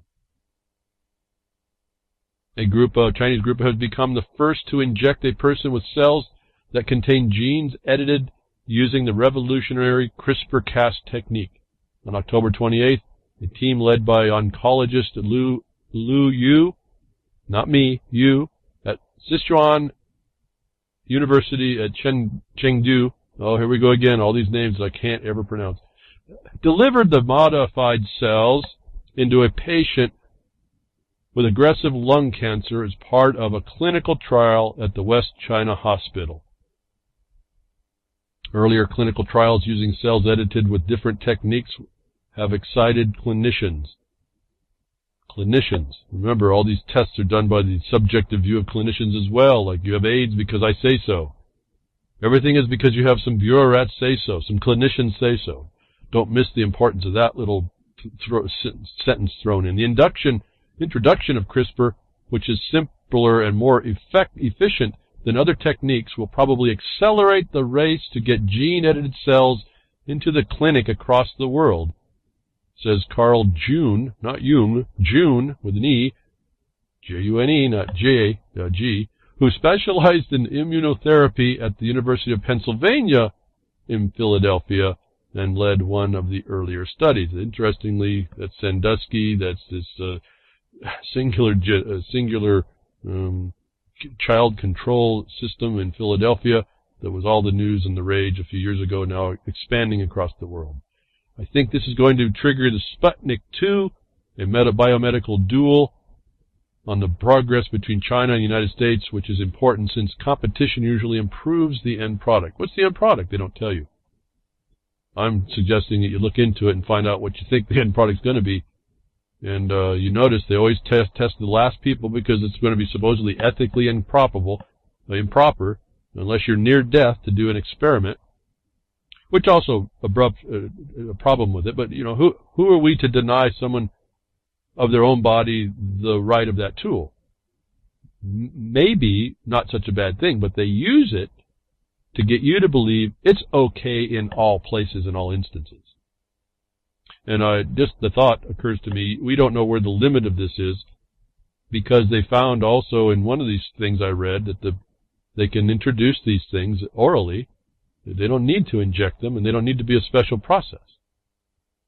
And that brought back some other stories from a long time ago about how we're going to be people, even existing, even young, after the fact. And we saw what the DARPA programs were about. You start tying this stuff together, and it starts to paint an interesting picture. I don't want to say the word scary, but it sure seems like scary to me. Again, it's outside your consent, and then you are controlled by those that are making those decisions. And we saw that happen in NDAA where they can now execute you without due process just because they say, just cause, not just cause. DNA evidence can be fabricated, scientists show. Well, that's pretty much no duh. I think I talked about this before. I just want to bring it back up quickly. Scientists in Israel have demonstrated that it's possible to fabricate DNA evidence, and undermining the credibility of what has been considered the gold standard of proof in criminal cases. If you don't, as I told you before, I'm trying to all of a sudden flashback what I told you a little bit. If you don't think they can put you at a scene of a crime and get your DNA evidence and make a conviction here, even if they can, even where they can do convict a ham sandwich and get a conviction, you're missing what they can do with this technology already. That story about the DNA evidence can be fabricated was actually posted in 2009. That how quickly we've now come to be able to inject it into people, and how surgical now it is, and they're agreeing already that it's beyond reproach. Should concern you as we move in. Do I think everyone's going to be hit with these, murdering somebody? Well, no, they're not going to get to everybody. They don't need to. But this is the world that you're all working into and allowing at some point, where we're not, the horde isn't going into the offices of these governments and insisting more strenuously about more oversight and proper oversight, and not the same, revolving door that you see going on in government at this point. And I don't know what to say about the solution for that is. Maybe some of you in the chats can explain to me the method you have that is actually better than the one I'm suggesting, because I really want to know. Why? Because I'm thinking that what we're doing works, and if you're saying it's not, I want to accelerate my learning curve. Junk food kills bacteria that protect against obesity, heart disease, and cancer, the study finds. So my thought was, it was kind of like, in a way, a plant, Monsanto, Roundup, puts a gene in there that will stop, that will accept the herbicide that kills everything else off. This was kind of a weird proof to us that junk food kills bacteria that protects body. First of all, don't eat the junk food now while they're not treating you here. But what if they changed your genes, not your denim, but your literal body genes, to accept junk food so that it wouldn't kill you, like they do with Roundup and the biotechnology there. But understand, the story is about junk food killing stomach bacteria. Remember, you think with your stomach. You got gut instincts, folks, that are killed by this process. Eating junk food kills stomach bacteria, which protect against obesity, diabetes, cancer, heart disease, inflammatory bowel conditions, and autism. Fresh studies have found. Did you hear it? Maybe it's not all your vaccines either. See, we have a combination attack. The human gut contains about 3,500 different microbial species, which together make up some 3 pounds in weight. This is always the stuff that fascinated me in biology. We just don't understand it until we're told. Scientists now believe in a diet based on a limited range of highly processed foods rather than those found in balanced, healthy diet can wipe out the number of stomach flora by more than a third. So was Roundup able to do the same thing. Now, what it does is it stifles the transmission of nutrients to kill off all this. And what you're talking about here, just to put it in some perspective, if you ever made wine or beer or other fermented material, food, this is what's going on. You have a bunch of bacterial cultures that are all synergistically working. You can also have bad bacteria, and that's usually the ones that make us sick, that work together. Those of you that know about the kombucha mushroom, so-called, the tea, the kombucha tea, that there's all kinds. That's a stomach in a jar at some level, and what it makes is a vinegar-tasting substance. Goes through all the processes, and supposedly there's these healthful benefits. And I say supposedly, and so I guess I have a disclaimer to make. I drink it. I'm drinking. I'm here every week. Something must be working about it. But at any rate, it's just something I've chosen to do. And we're just dealing on the basics of life. And what do you put in your system to run the engine of life after the spark of life has happened. And so junk food is not a good thing. We know that, but here's tests that are, I don't know why we have to go ask these academias to figure this out, but we do apparently. Nevertheless, here's a report that shows you really should guide your ways through better places, and anything that can affect your stomach flora apparently will be able to bring on these diseases. And I don't know, but haven't you seen that obesity, diabetes, cancer, heart disease, inflammatory bowel condition, and autism aren't all on the increase since the heavy introduction of all these things as well? Not saying it's causative. I'm saying that the relationship appears to be there. I'm going to tell you myself, it's causative. I don't eat this junk food. I stopped a long time. It only took about the 20th time walking into a junk food store to have a stomach ache a little bit later that said, there's something, that stomach's telling me something. I got a gut instinct. Maybe there's something wrong with this. And since I can't say it's 100%, but it is so infrequent, I can't tell you the last time I did, but eating at a junk, one of these junk food places. If you didn't look at the ingredients and understand to stay away from that, I don't know what to tell you. But anyway, if you needed academia, there's a study that says these things can cause all these health issues, which pharma loves, right? Doctors love this stuff. So my additional thought on that, okay, all right, it's just my idea here. What if that's telling you that they are going to give you a pill that will make you resistant like the plant is to the poisons that you take into your body, and you'll feel better? What if that's the setup for that? As I mentioned vaccines a little bit before, about maybe autism isn't necessarily vaccines are just causing autism, which, the studies will try and tell you that it's not. It doesn't mean that they're otherwise safe. That way back when, a couple months ago, came out the WHO, not the OWL, not the ROT group, but the WHO, the World Health Organization, came up with its own interjection on a manual on directing authorities on how to respond to vaccine deniers in public. So I'm not going to go, remember, I'm trying to show you this is tools here. This is the official World Health Organization Destruction of Your Life manual on telling their agents how they will respond to you. I have it. I'll have it in the blogcaster. You'll get the link. I also have a link to the link you'll find in the article on the document, the best practice guides. Remember, the globalism will work and globalists work from best practices. Right? So this is the best practices on how to get you to buy in, is what it is. It's all psychological at one level. But this little statement, the little booklet comes out and says how to respond to vocal vaccine deniers in public. Now, at first I couldn't read the chart that they show. It's a flow chart of how they will deal with you. Now, they have a term that they've recreated about the so-called vaccine denier that they call you. They put you into psychological impediment by their discussion here. It's called the hesitancy continuum.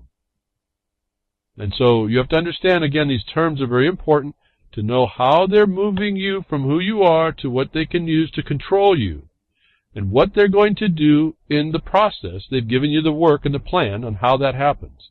That I don't want to go through it here. You need to read this stuff for yourself. You need to see the black and white in your eyes, and then you're only those who'll read it that are interested. So it doesn't matter for me to read anything here. I think if you're interested, the truth of the things start making themselves self-evident. Those that don't, maybe mark on thebeastyahoo.com and within an email to inquire on the particular questions.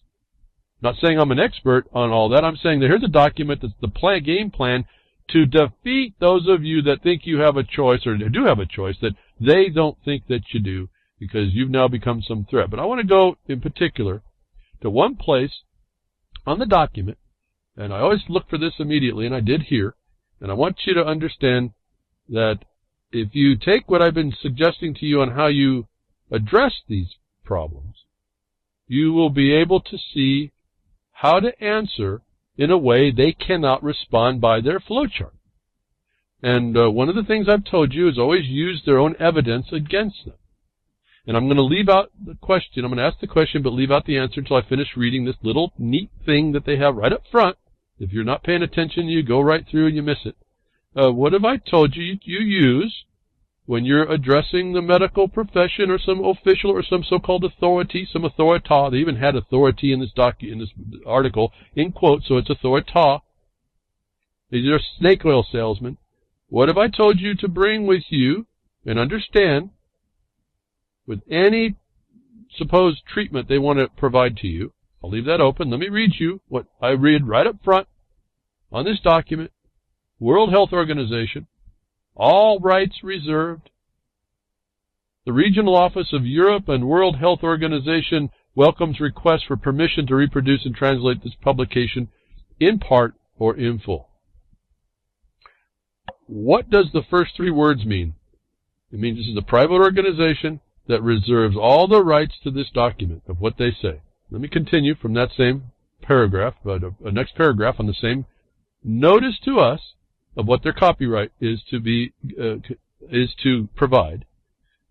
The designations employed and the representations of the material in this publication do not imply the expression of any opinion whatsoever on the part of the World Health Organization concerning the legal status of any country, territory, city, or area, or of its authorities, or concerning the delimitation of its frontiers or boundaries.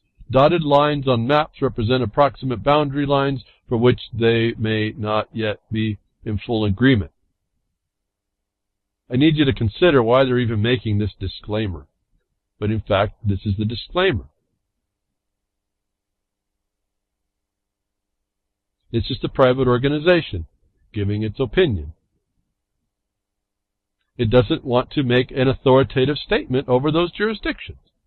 So by the first paragraph, all the rights it's reserving is one of opinion that's unsubstantiated or actually relevant to any jurisdiction. Third paragraph, the mention of specific companies of a certain manufacturer's products does not imply that they are endorsed or recommended by the World Health Organization in preference to others of a similar nature that are not mentioned. Errors and omissions accepted. The names of proprietary products are distinguished by initial capital letters.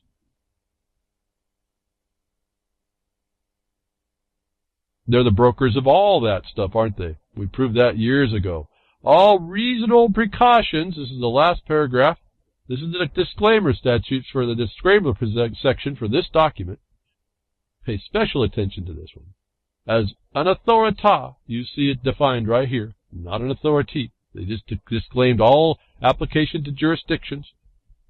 In other words, let me put it the reverse. Anyone who is an authorita in your countries that says that they are relying on this document have no right to make that claim, because this document cannot make that claim either.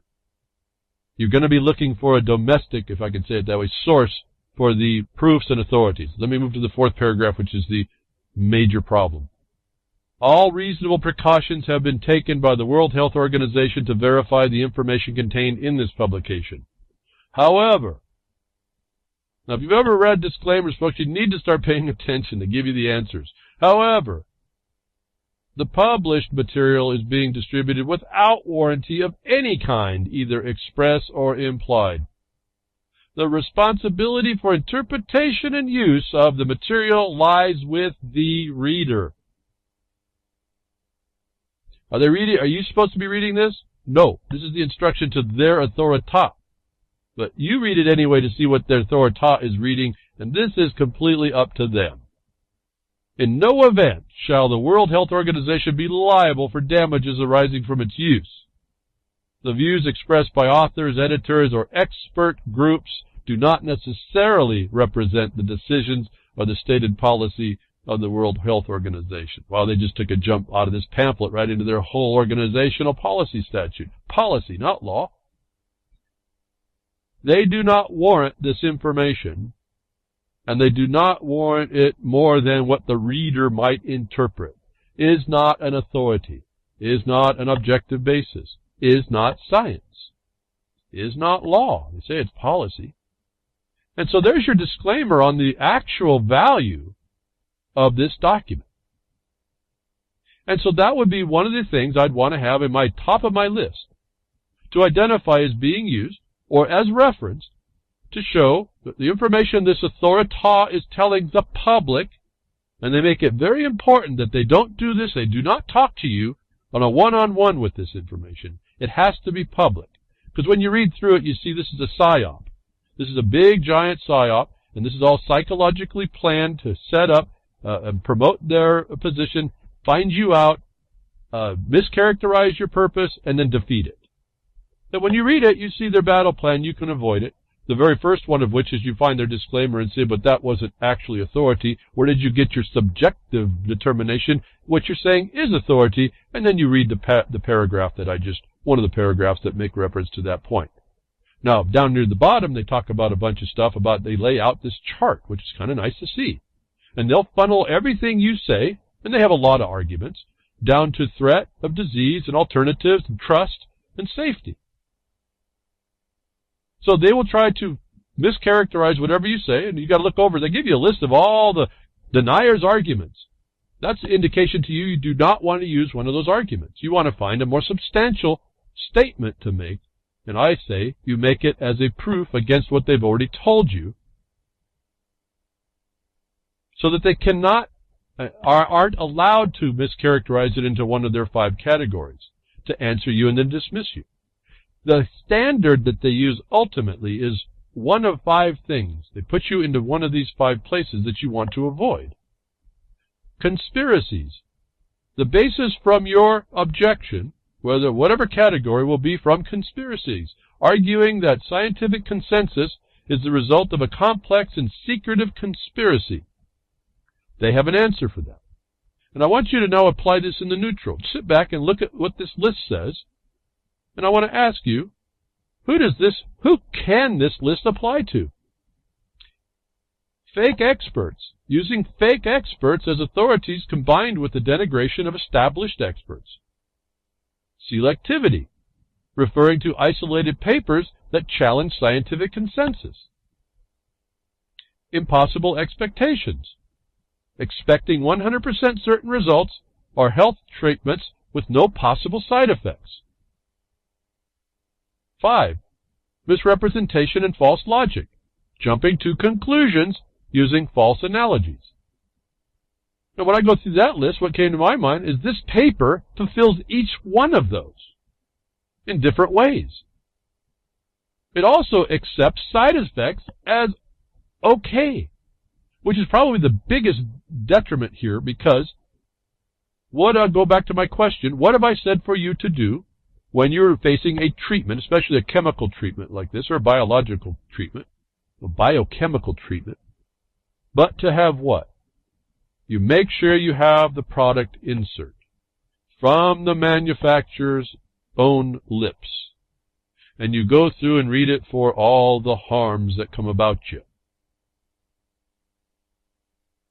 And then you go through and you say, oh, these are all based on the same types of things. So in fact, this document is itself a denier, not only to the harms and almost denying the existence of the validity of what they're doing, it's denying your right to consent or not, based on the same list they're going to apply to you. That if you don't step into this, if you read this and understand this is actually guidance for lots of other things, as I tell you that this is the same plan is worked over everywhere, that you will not say the questions that are on the list, that you will not allow them to then mischaracterize you into one of their 5 categories, and they will not be able to then put you into one of the 5 techniques as a denier would be to use to avoid or make a statement against their position.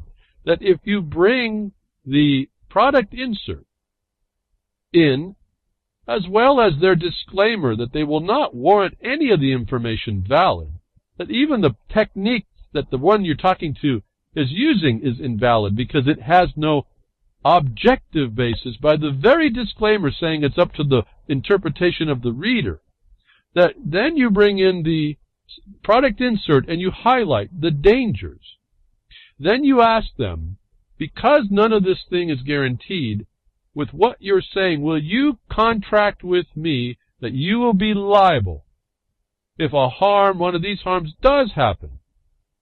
And will you commit the manufacturer and call them up and have them agree that they will protect me and my little one, my life and their life, from the very harms you have not proven will not happen. Is probably the best thing you can probably approach this and defeat their own statements, and their impositions by yours. Because when you say use their information, it's not a conspiracy that they say, right? It's not a fake expert. It's not selectivity. They're the ones that selected it. It's not impossible expectations. No, it's written down to be an expectation. The misrepresentation and false logic. Well, when they don't warrant it, that's what the whole thing becomes, doesn't it? Makes no sense.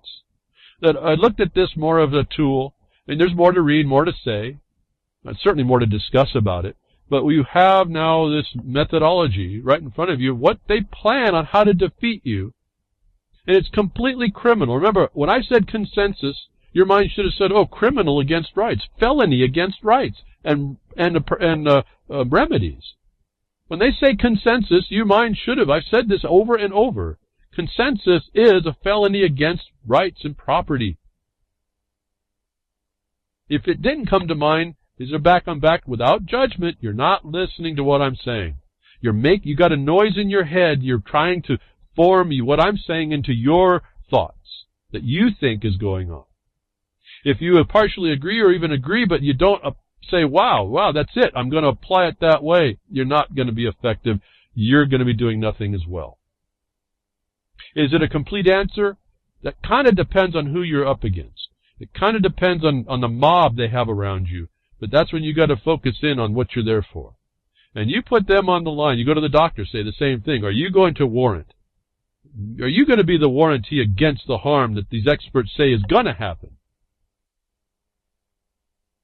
And you're not going to get anybody that's going to step up. And that may be the way you get out. Well, you don't walk in and deny. You say, I would accept these if I can understand and have someone pay for the harms it caused. Because under the Fifth Amendment, I will say, I'll add this. Under the Fifth Amendment, I am not supposed to privately pay for the rest of the people's safety.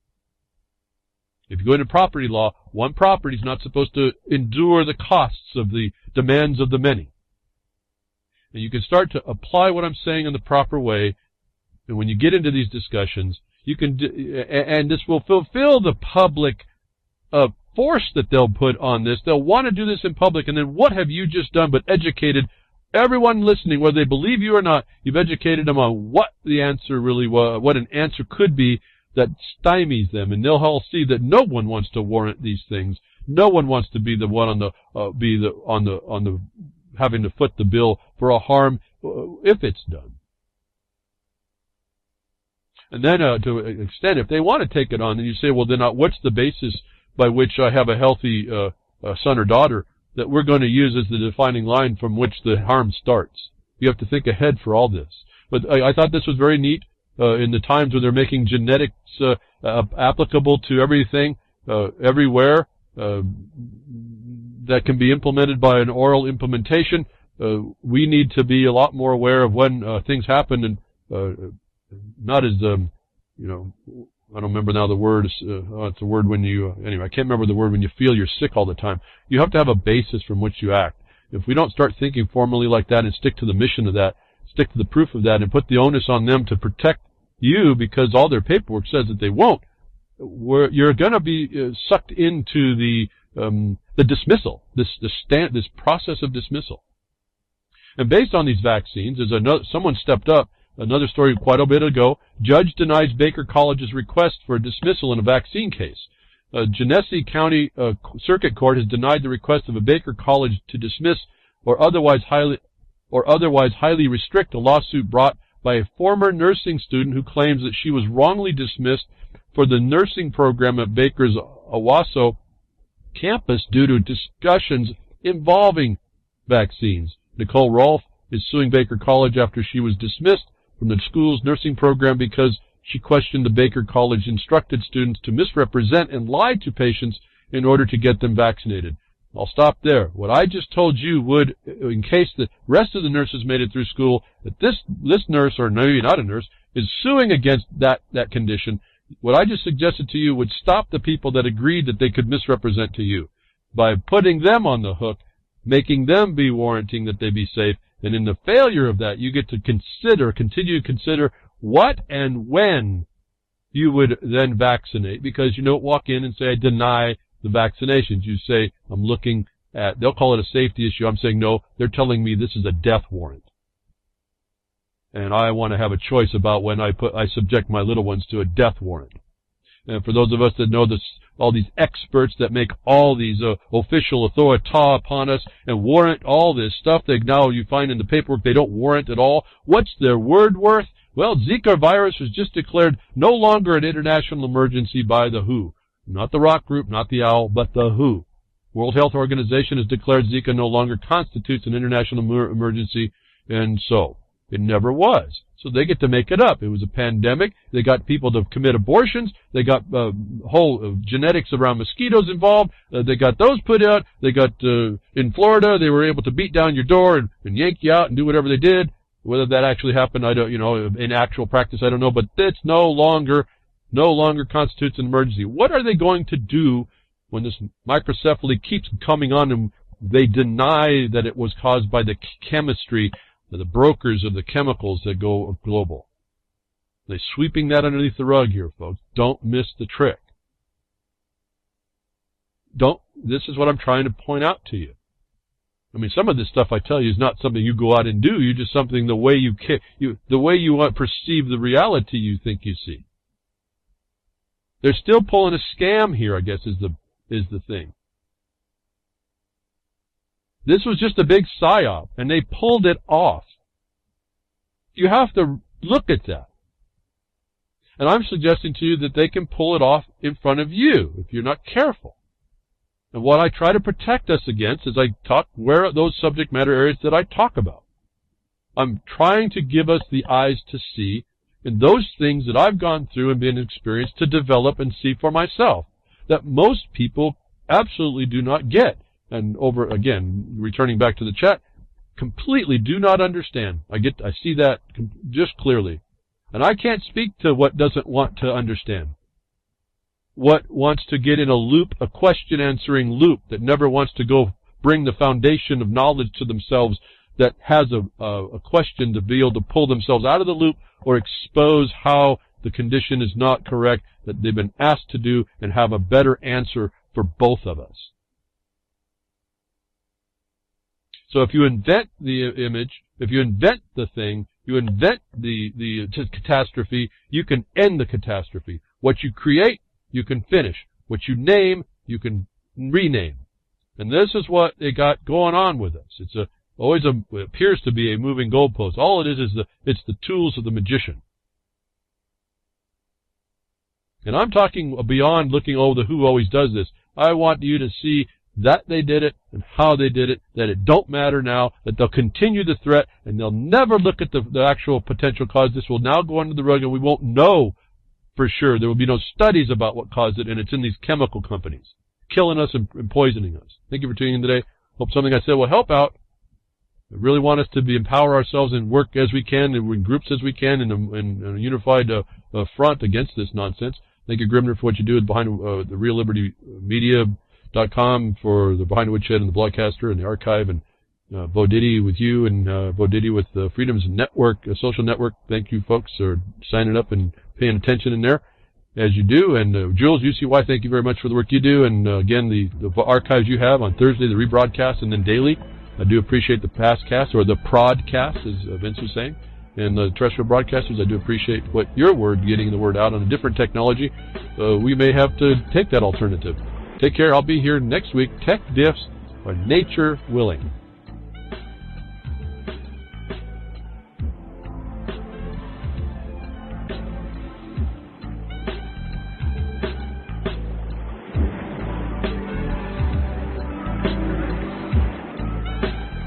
Well, that's another lesson. I hope with today's information you can take it to those that misbehave. From behind the woodshed, leaving his mark on the beast, this is Hal Anthony. Till next time, journey with purpose.